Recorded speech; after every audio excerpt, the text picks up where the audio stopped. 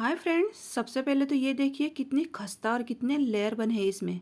अब इसे तोड़ के देखते हैं। जूस पूरा अंदर तक गया है। एकदम जूसी रसीली खस्ता बालूशाही बनी है। क्या आप जब कभी बालूशाही बनाते हैं तो सख्त होने की वजह से अंदर से सूखी रह जाती है, या फिर उसके ऊपर सफ़ेद सी शक्कर की लेयर आती है? कभी कभी बन तो जाती है लेकिन मेदू वड़ा जैसी चिकनी चपटी बनती है। तो ऐसा क्यों होता है? और ऐसा ना हो, इसका सॉल्यूशन वीडियो में मिलेगा।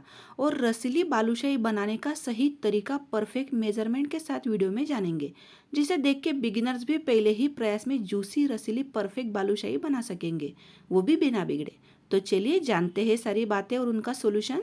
बालूशाही बनाने के लिए सबसे पहले चाशनी को बना लेते हैं। इसके लिए मैंने ली है 2 कप चीनी। आपके पास अगर मेजरिंग कप नहीं है तो कोई भी कटोरी सेट करके आप सारे नाप उससे ले सकते हैं। अब इसमें डाल दिया है 1 कप पानी।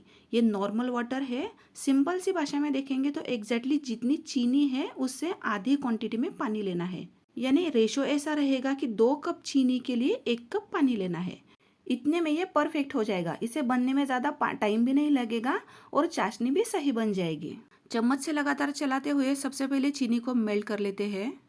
लगातार इसलिए चलाना है क्योंकि ये बराबर से घुल जाए, इसका कैरेमल ना बने। कलर के लिए 1 पिंच ऑरेंज फूड कलर डाल दिया है।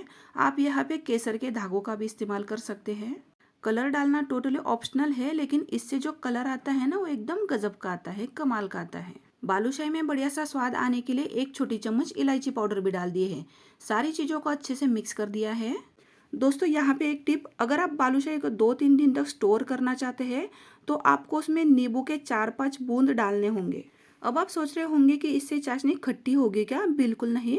उल्टा दुकान की जो बालूशाही रहती है उसके सूखने पर ऊपर एक वाइट शक्कर की लेयर जमा हो जाती है।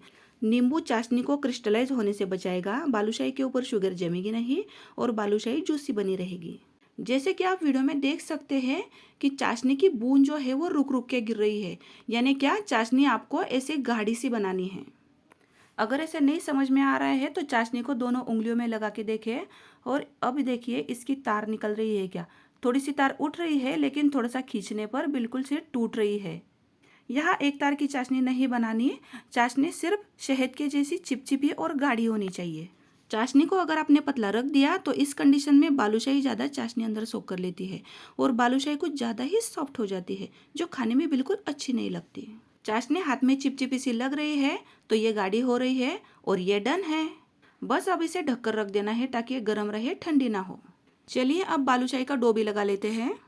मिक्सिंग बाउल में 1 कप मैदा डाल दिया है।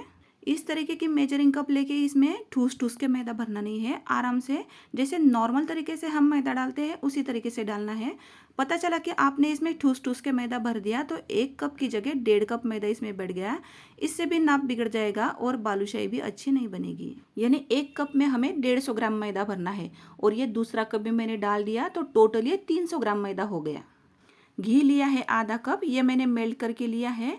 इसे हमें मेल्ट करके ही लेना है ताकि मेजरमेंट करने में आसानी हो। और आपने नोटिस किया होगा कि घी की एक एक ड्रॉप मैंने इसमें डाल दी है, क्योंकि मेजरमेंट हमें परफेक्ट लेना है, कम ज़्यादा बिल्कुल नहीं करना। पानी डाल दिया है 1/2 कप, ये भी नॉर्मल पानी है। अब यहाँ पे ध्यान से सुनना, जितना हमने घी लिया है उतना ही हमें पानी लेना है। 1 टीस्पून बेकिंग पाउडर डालनी है। अब ये जो बेकिंग पाउडर हम लेंगे इसे इस तरीके से उंगली से फ्लैट करके लेना है। इसे अगर ज़्यादा डाल दिया तो बालूशाही बहुत ज़्यादा तेल तो सोखेगी ही, लेकिन ऑयल ने खुलने भी लगेगी। देखिए, मीठी चीज़ बना रहे हैं तो 1 पिंच नमक तो जाएगा ही, जो टेस्ट को बैलेंस तो करेगा और स्वाद भी बढ़ा देगा। तो 1 पिंच नमक डाल दिया है। उंगलियों को इस तरीके से गोल घुमाते हुए आटे को सिर्फ समेटना है। ज़्यादा जोर लगा के मसल मसल के आटे को गूंथना नहीं है। पता चला कि आटे पर आप मुक्कियाँ बजा रहे हो, ताकत आजमा रहे हो, वैसा नहीं करना। बड़े प्यार से हल्के हाथों से इसे बस समेटना है, इकट्ठा करना है। अगर आपने इसे एकदम सॉफ्ट बना दिया तो बालूशाही चिकनी मेदू वड़ा जैसी बनेगी। तो इसलिए आटे को ज़्यादा प्रेस करते हुए गूंथना नहीं है, चिकना करना नहीं है। और आटा अगर सख्त लगा दिया तो इस केस में भी बालूशाही हार्ड बनेगी। इसलिए इसका जो आटा है वो एकदम रोटी की तरह मीडियम सॉफ्ट होना चाहिए। डो को थोड़ा सा नज़दीक से देखते हैं। आपको इसमें इस तरीके की ढेर सारी क्रैक्स दिखेंगी, एकदम फटाफटा सा दिखेगा। इसके अंदर जो रेशे दिख रहे हैं यही बालूशाही को खस्ता बनाने का काम करेगा। आटा तो हमारा लग चुका है। अब इसे इस तरीके से कपड़े से ढककर 15 मिनट के लिए रेस्ट करने के लिए छोड़ना है। 15 मिनट के बाद इसकी हालत देख लेते हैं, एकदम ठीक ठाक है। अब आपको क्या करना है, हाथ से ही आटे को इस तरीके से तोड़कर एक के ऊपर एक रखते जाना है। ये प्रोसेस हमें 4-5 बार करनी है। इससे आटा अलग अलग होके इसमें हवा भर जाएगी और बालूशाही खस्ता बनेगी। अब डो को बेलन का इस्तेमाल ना करते हुए हाथों से ही इसी तरीके से बड़ा करेंगे।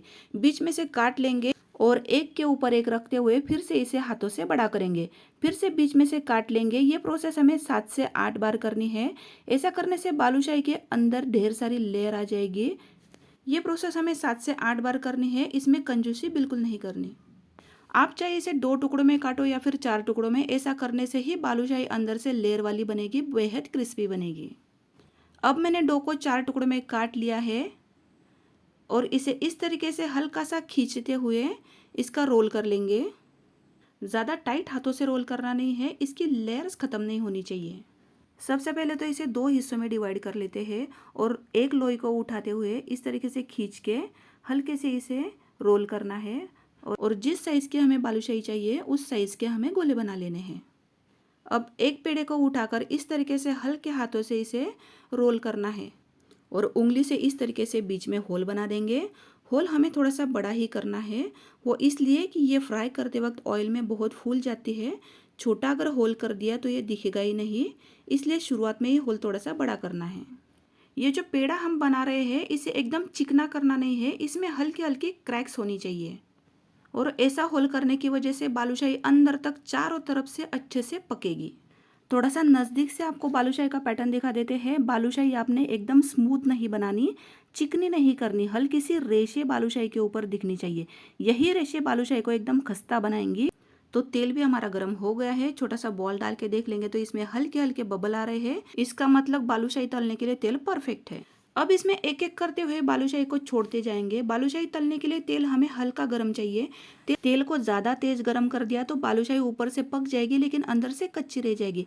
तो हल्के गर्म तेल में ही हमें बालूशाही तलनी है और फ्लेम को एकदम लो पे रखना है और आराम से प्यार से इसे तलना है। शुरुआत में इसे बिल्कुल छूना नहीं है, ना किसी चम्मच से ना ही किसी तार से, जब तक ये खुद से उठकर ऊपर नहीं आ जाती। 5-7 मिनट के बाद ये खुद से उठकर ऊपर आ जाती है। अब इसे हल्के हाथों से पलट लेंगे और इसके ऊपर के ये लेयर्स और ये कितनी खस्ता बनी है ये आप देख सकते हैं।